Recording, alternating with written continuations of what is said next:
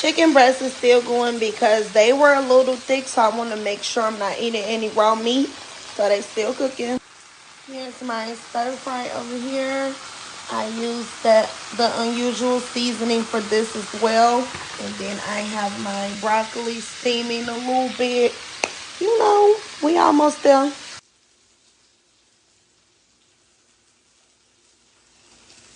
The flavor. Y'all, I made mans out of a bowl. I got my vegetables, my chicken, some dipping sauces, some chipotle sauce, and some rice. Bam.